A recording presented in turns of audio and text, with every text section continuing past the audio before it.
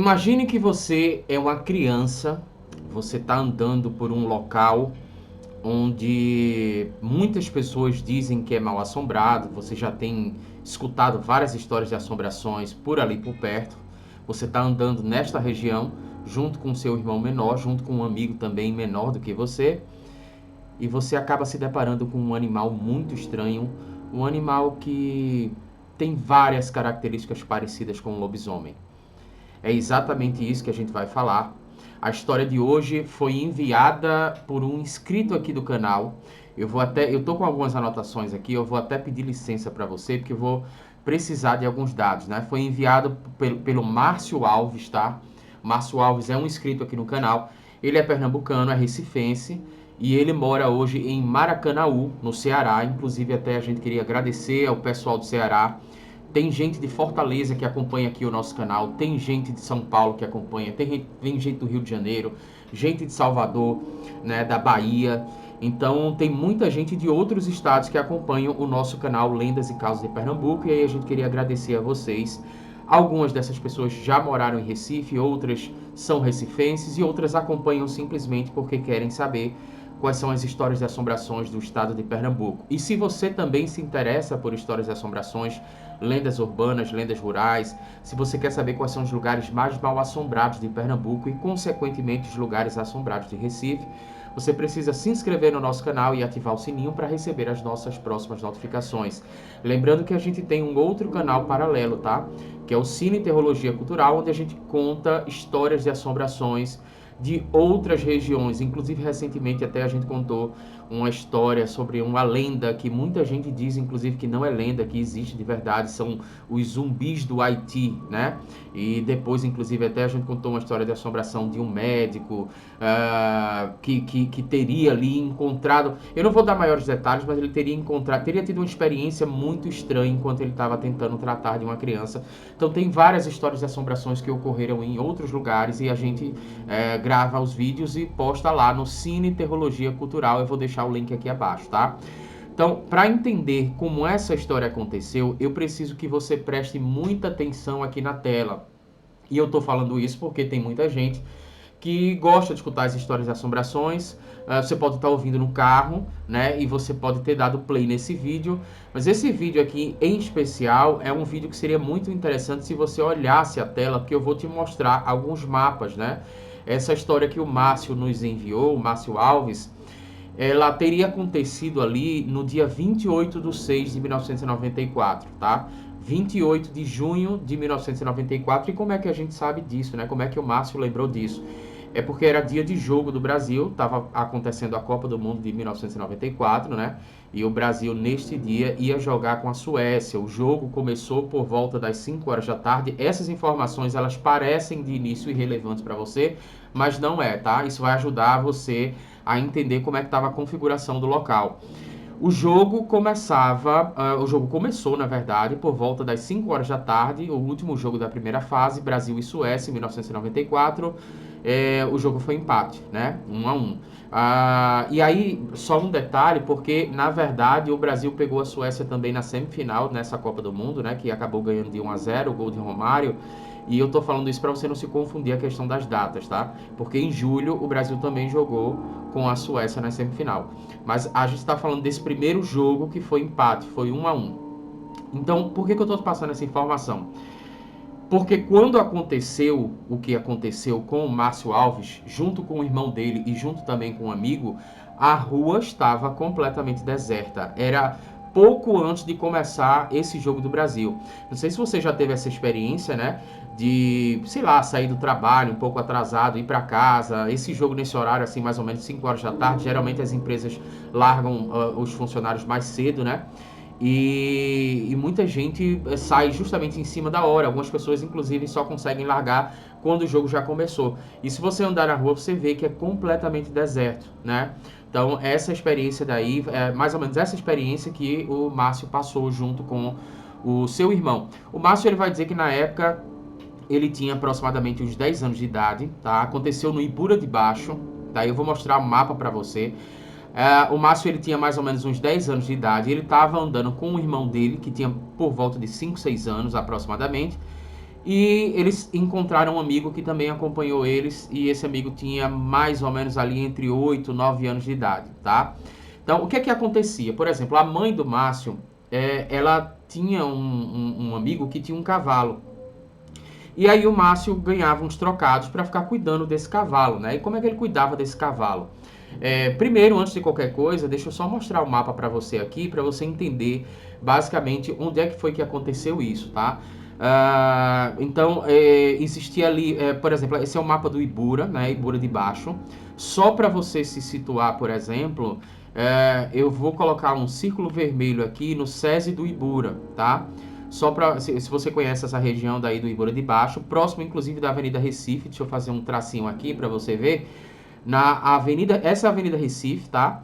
E a avenida principal, essa avenida mais larga aí, próximo do campo do Rio Una, por exemplo, é a Avenida dos Rios, né? Inclusive essa avenida alaga muito quando chove e tal. Então você sai ali da Avenida Recife e você pode ir para esse círculo vermelho ali que seria o SESI do Ibura. Eu tô falando isso só para você se situar. Se você estiver indo da Avenida Recife para o SESI do Ibura, essa história aconteceu mais ou menos ali do lado esquerdo, tá? E se você estiver vindo do Ibura para a Avenida Recife, aconteceu no lado direito ali da pista, tá? Para quem vai sentido Recife, sentido Avenida Recife. O que foi que aconteceu ali naquela região? Primeira coisa, o Márcio, ele tinha por volta de 10 anos de idade e a mãe dele conhecia um rapaz, esse rapaz tinha um cavalo e o Márcio ganhava ali uns trocados para ficar cuidando desse cavalo. Como é que ele fazia, né, para cuidar desse cavalo? Basicamente era o seguinte: ele morava na Rua do Desterro. Eu vou colocar aqui para você um tracinho para você ver onde é que é a Rua do Desterro, tá? Muito próximo, inclusive, do SESI do Ibura. Então ele morava nessa rua daí, certo? E nessa região, né, ela era muito diferente de agora, porque a gente está falando de 1994. Estamos falando de, pelo menos eu estou gravando esse vídeo em 2023, a gente está falando de quase 20 anos atrás, né? 2004, 2014, ou seja, quase 30 anos atrás, né? 30 anos atrás, é exatamente isso. Então o que é que acontece? Ali era muito diferente, ali tinha muito sítio, né? Tinha muito terreno baldio, né? Era uma região que não era tão povoada quanto é hoje, tá? Então o Márcio, por exemplo, ele morava na Rua do Desterro e ele fazia o quê? Ele levava geralmente esse cavalo para as proximidades de onde eu vou mostrar agora, veja. Você vê agora uma segunda linha, né, próximo do Hotel Cristal do Ibura. Essa segunda linha ali é a Rua do Congo. Então ele levava mais ou menos para essa região aí, próximo inclusive também de onde eu vou te apresentar uma linha agora, que é a escola o Colégio Apolônio Sales. Diga-se de passagem, só abrindo parênteses aqui, esse colégio, por exemplo, o Márcio me falou que algumas pessoas contavam histórias de assombrações, diziam que esse colégio tinha também algumas histórias de assombrações, era assombrado, alguma coisa assim. Também na região existiam vários sítios onde as pessoas contavam histórias de assombrações, as pessoas me parecem que tinham algumas visagens, né, sobrenaturais e tal. Então esta região daí é uma região onde se contava muita história de assombrações, tinha muito sítio e tinha muito terreno baldio, né, muito terreno abandonado e tal. Então só para você ter uma ideia, o Márcio ele morava na Rua do Desterro, e ele ia pela a Rua do Desterro, onde você está vendo no mapa aí, é o tracinho mais próximo do SESI do Ibura, tá? E ele geralmente ia ali pela Rua do Congo, que seria, digamos assim, esse tracinho do meio, próximo de onde você está vendo, que é o Hotel Cristal do Ibura. E ele, por ali, né, próximo também da escola de referência de ensino, que é o Colégio Apolônio Sales, ele deixava o cavalo por ali na parte da manhã. Então ele amarrava, ele tinha uma corda longa, ele amarrava o cavalo e esse cavalo ficava por ali comendo capim e tal. E depois, quando dava próximo de meio-dia, ele voltava com esse cavalo para a casa dele, levava para a casa dele. O cavalo tomava água, descansava e tal. E quando era na parte da tarde, ele fazia a mesma coisa, levava o cavalo para lá, para a Rua do Congo, né, que é esse traço do meio, próximo da escola de referência, né, que é o Colégio Apolônio Sales, Apolônio Sales, né, e ele levava esse cavalo para lá, amarrava esse cavalo com uma corda longa e o cavalo ficava por ali, né. Depois ele voltava por volta mais ou menos de 6 horas da noite para poder pegar esse cavalo. Só que o que é que acontece? Nesse dia era Jogo do Brasil. E como eu falei, o Jogo do Brasil ia ser iniciado por volta de 5 horas da tarde. E nesse período, inclusive, até o Márcio ele lembrou que a transmissão, por exemplo, a única emissora que tinha o direito de transmissão era a Rede Globo. E existia um pré-jogo. E esse pré-jogo acontecia um sorteio do Faustão, né? Naquela época estavam sorteando, se eu não me engano, um Corsa, né? Pelo menos foi o que o Márcio falou. Eu também tenho poucas lembranças disso. Mas o fato é que, por volta, por exemplo, o jogo ia começar de 5 horas da tarde, 4 horas da tarde já estava todo mundo em casa tentando ver se tinha ganhado o sorteio ou não e tal, acompanhando o pré-jogo, acompanhando as notícias e por aí vai. Então estava todo mundo na expectativa, o Brasil ainda era tricampeão, né? Não era tetra, estava todo mundo na expectativa de ganhar o tetra e tal, toda aquela história e pouquíssimas pessoas estavam na rua, né? Neste dia 28/6, o tempo começou a fechar, né? Começou a ficar muito nublado, as nuvens muito carregadas, de forma que uma ventania, né? De forma que a atmosfera começou a mudar nessa região, tá? Então começou a ficar tudo muito sombrio, muito tenebroso, quase ninguém na rua, né? As ruas todas desertas, o tempo se fechando, as pessoas em casa querendo acompanhar o jogo de futebol, querendo acompanhar o pré-jogo. E aí o Márcio ele decide sair por volta das 4:30 da tarde, mais ou menos, para poder pegar esse cavalo. Ele não queria pegar o cavalo de 6 horas porque ele queria assistir o jogo. E aí ele foi com o irmão dele, que tinha por volta de 5, 6 anos de idade. E ele também foi com um amigo que estava pela rua por volta de 8. Ele tinha por volta de 8, 9 anos de idade. Esse amigo também decidiu acompanhá-los, né? Então também são testemunhas oculares do que teria acontecido, desse fenômeno completamente intrigante que aconteceu. E o que acontece é que eles foram, por exemplo, saíram da Rua do Desterro, que era onde o Márcio morava. Passaram por ali onde você está vendo agora no mapa, que tem o Motel Cristal do Ibura, e passaram por esse outro tracinho, que é a Rua do Congo, né? Saíram por ali próximo do Colégio Apolônio Salles, e eles acabaram percebendo o seguinte: o cavalo não estava lá, tá? O cavalo tinha desaparecido, né? E o Márcio, inclusive, chegou a perguntar para uma pessoa que estava passando na rua, né? Eu não sei se era conhecido dele ou não, mas ele perguntou para um rapaz: olha, você viu um cavalo por aqui e tal? E o rapaz perguntou assim: você está falando de um cavalo que foi atacado pelo lobisomem, né? E o Márcio, inclusive, diz que nessa época daí tinha uma história que corria, várias histórias de lobisomens. Uma delas dizia que o lobisomem tinha realmente atacado um cavalo. Esse cavalo que o Márcio estava cuidando, ele tinha uma marca de ferimento na lateral, mas o Márcio até falou: não é esse cavalo, porque esse cavalo ele tem uma marca de ferimento, mas ele não foi atacado pelo lobisomem, né? É outro cavalo. Aí o camarada falou o seguinte: olha, não sei se foi esse ou se foi outra pessoa, alguém falou para eles que tinha visto um cavalo andando, levando uma corda, né? Com a corda amarrada, e este cavalo ele estava indo em direção ao Campo do Real, que é onde eu estou apresentando para você agora um círculo, né? Então, esse cavalo teria ido para lá. Alguém disse que viu um cavalo indo para lá.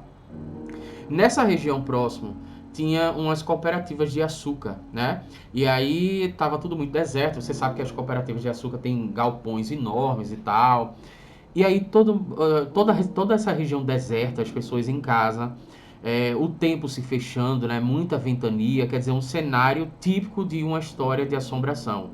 O que acontece é que eles foram em direção ao Campo do Real, mas quando eles estavam a caminho, eles foram pela rua Brasileiro Vila Nova, né? Com o jornalista José Brasileiro Vila Nova, eu estou mostrando um traço aí para você. Eles foram por essa rua, e quando eles estavam chegando próximo do Campo do Real, eles avistaram um cachorro, que o Márcio vai dizer que era um cachorro que tinha um tamanho aparentemente normal, assim, um cachorro com um tamanho aproximado, vamos dizer, de um pastor alemão, né? Até então, um cachorro normal. O cachorro vinha no final da rua e eles estavam indo, né? Então, fatalmente, eles iriam se cruzar. E o que acontece é que o cachorro, quando chegou próximo deles, né? Esse cachorro, ele ficou parado, né? Olhando para eles. E aí o Márcio ficou um pouco assustado, até porque ele estava com um irmão menor, por volta de 5, 6 anos, né? Ficou com medo que o cachorro atacasse o irmão. O cachorro teve um comportamento, inclusive, até estranho. Ficou olhando para eles, né? Parado. O Márcio, para tentar intimidar o cachorro, pegou uma pedra, né, para tentar afastar esse cachorro, e inclusive para proteger o irmão e para proteger o amigo que estava próximo. E o que aconteceu é que eles decidiram simplesmente voltar. Eles começaram a ficar um pouco assustados, né? O cachorro tendo um comportamento completamente estranho, o tempo tenebroso, o tempo se fechando, nuvens carregadas, ventanias, ninguém na rua. E aí eles decidiram voltar e falaram, Márcio decidiu, né? Vamos voltar porque tá muito estranho isso aqui, né? Não tem ninguém na rua, tá ficando perigoso. Inclusive a gente talvez seja atacado por esse cachorro. Até então ele estava entendendo que era um cachorro normal. Eles tentaram voltar, né? Mas antes de fazer o mesmo caminho, eles decidiram ir pela rua Edson Regis, que é onde apareceu esse traço, esse novo traço para você aí agora, tá? Eles decidiram ir por essa rua. Quando eles estavam indo, né, eu não sei se foi justamente nessa rua, mas eu acredito que não, eu acredito que foi antes deles tomarem essa decisão de ir para essa rua. Eu sei que quando eles estavam voltando, esse mesmo cachorro que tinha ido para uma outra direção aparece numa outra rua. Tá? Então, só para você entender, o cachorro tinha ido para uma direção, eles tinham ido para outra. Eles estavam voltando para casa, né, para depois procurar esse cavalo.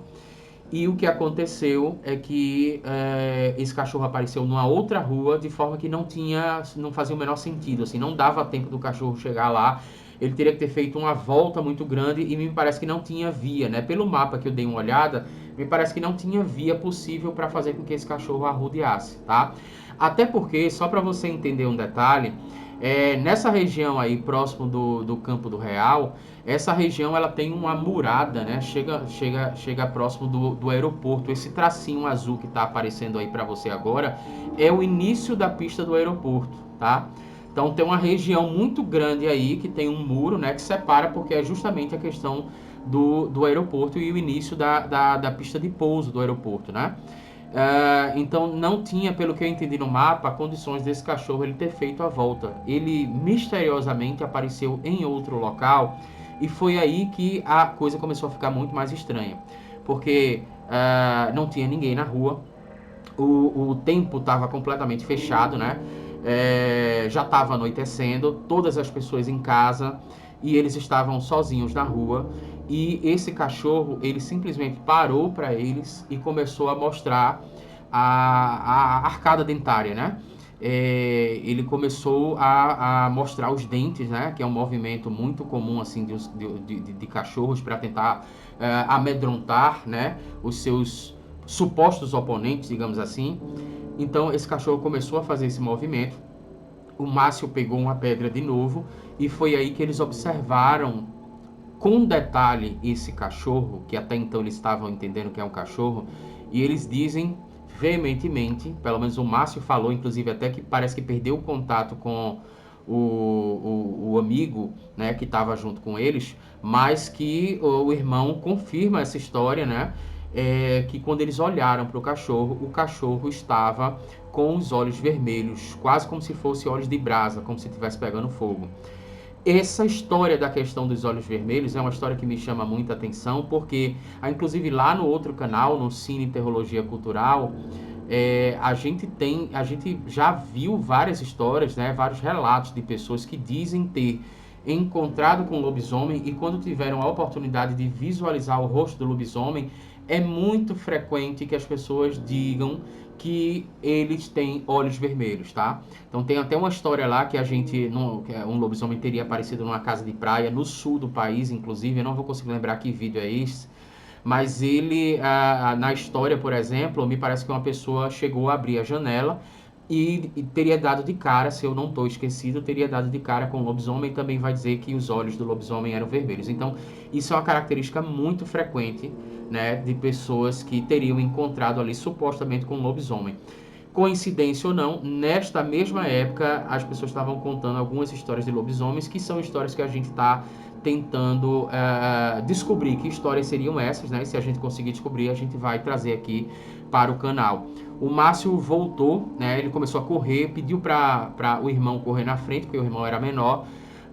Pediu também para o amigo correr na frente e ele foi correndo atrás, olhando sempre para ver se o cachorro não estava vindo, mas o cachorro não foi atrás deles, né? O cachorro ou lobisomem, isso é que é a grande questão, isso é que é o grande mistério. Eles voltaram para casa na Rua do Desterro, contaram para as pessoas próximas, para os familiares, para a mãe, para o pai, mas me parece que não deram muita credibilidade, né? Acharam que eram histórias de crianças, alguma coisa nesse sentido. Mas o fato é que naquele período, né, um mistério estava acontecendo ali, porque além das várias histórias de assombrações que eram contadas nos sítios, as visagens que as pessoas viam, né, que as pessoas presenciavam nos terrenos baldios e tal, a escola que diziam que é mal assombrada, a escola Apolônio Salles, o cavalo que supostamente teria sido atacado naquela época ali por um lobisomem. Além de tudo isso, eles encontraram um suposto cachorro que tem sim características de lobisomens, inclusive a característica principal a gente poderia dizer que seria essa questão do olho vermelho, né? Então essa é uma história completamente intrigante, inclusive até porque pelo mapa, pelo que eu dei uma olhada e o Márcio ressaltou isso, não dava para o cachorro ter feito a volta. É um mistério, por exemplo, como é que ele pode ter ido em uma direção e depois ele ter aparecido em outro local. O mesmo cachorro era um cachorro todo preto, que ele vai dizer mais ou menos do tamanho de um pastor alemão, e com os olhos de brasa pegando fogo, né? Mostrando a arcada dentária para eles, para tentar intimidá-los, né? Então, eu queria inclusive interagir com teus comentários aqui abaixo. Eu queria que você nos contasse se você também já viu um lobisomem, se você também já ouviu falar nessa história, por exemplo, do lobisomem ter olhos vermelhos, porque eu particularmente já ouvi muito essa história.